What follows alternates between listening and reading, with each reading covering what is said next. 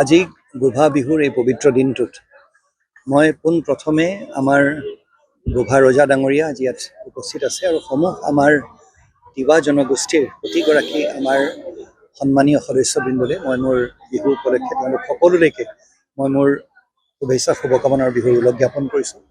অসমৰ সকলো ৰাইজলৈকে আমাৰ বিহুৰ ওলগ জনাইছোঁ। আৰু আজি এটা বিশেষ এটা দিন, সীতাজখলাৰ আমাৰ প্ৰাংগণত আমাৰ অধ্যক্ষ শ্ৰীযুত ৰঞ্জীৱ শৰ্মাদেৱ আৰু আমাৰ তিৱা গোভাৰ ৰজাৰ ৰাজ্যৰ আমাৰ জোৰ সিং বৰদলৈ ডাঙৰীয়া, আমাৰ নাৰায়ণ ৰধু কাকতি ডাঙৰীয়া, গোটেই আমাৰ বিশিষ্ট ব্যক্তিসকলৰ নেতৃত্বত আজি এটা সুন্দৰ এটা অনুষ্ঠান তেওঁলোকে ইয়াত পৰিৱেশন কৰিলে। আৰু আটাইতকৈ লেখত ল'বলগীয়া কথাষাৰ হৈছে সমগ্ৰ অসমৰ জনজাতিসকলৰ যিখিনি গামোচা আছে সেই গামোচাখিনি আজিৰ পৰা সীতাজখলাৰ এই তেওঁলোকে এটা এক্সিবিশ্যন চেণ্টাৰ এটা বনাইছে, য'ত সেইটো উপলব্ধি কৰিব পাৰিব, য'ত ৰাইজে ক্ৰয় কৰিব পাৰিব, তেওঁলোকে কিনিব পাৰিব। আৰু সেই মহান প্ৰচেষ্টা যিসকল ব্যক্তিৰ আজি চিন্তাধাৰাৰ জৰিয়তে এইটো হৈছে, মই তেওঁলোকৰ সমাজখনৰ হৈ তেওঁলোকক ধন্যবাদ জনাইছোঁ, তেওঁলোকৰ শলাগ লৈছোঁ। ইয়াত আমি গোভা বিহু আয়োজন কৰিছিলোঁ, যিহেতু আমি গোভা ৰাজ্যত আছোঁ। গতিকে এই ক্ষেত্ৰত আমি এই চেষ্টাটো অবিৰত ৰাখিছোঁ যে আমি অন্ততঃ আমাৰ জনগোষ্ঠীৰ যিটো সমন্বয় আৰু তিৱা ভূমিপুত্ৰসকলৰ লগত বাকী জনগোষ্ঠীয় আমি নৃত্য পৰিৱেশন ইয়াত হৈছে।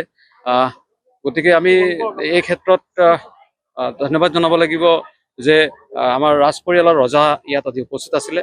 আৰু এই সুবাদতে আমি অতিকে হৰ্ষিত যে আমাৰ নগাঁও জিলাৰ আয়ুক্ত আমাৰ সকলোৰে চেনেহৰ দেৱাশীষ শৰ্মা ডাঙৰীয়া আমাৰ মাজত উপস্থিত আছে। তেখেতৰ হতুৱাই আমি তেখেতৰ কৰকমলেৰে আমি এটি অনুষ্ঠান আপোনালোকে পিছফালে দেখিছে যে এটি অনুষ্ঠান হাতে কামে বুলি আমি এটা অনুষ্ঠান আৰম্ভ কৰিছোঁ। অনুষ্ঠান বুলি ক'ম ইয়াক এইকাৰণে যে আমি কোনো ব্যৱসায়িক দিশত যে ইয়াৰ পৰা লাভালাভ ল'ম বুলি আমি ভবা নাই।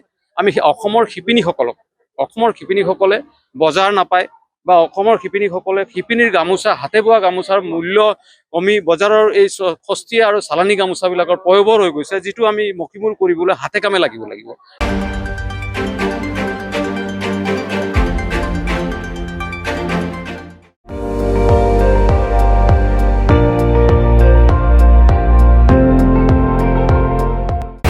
আপুনি চাই আছে ND24, সৰ্বশ্ৰেষ্ঠ নহয় সৰ্বোত্তমৰ দৌৰত।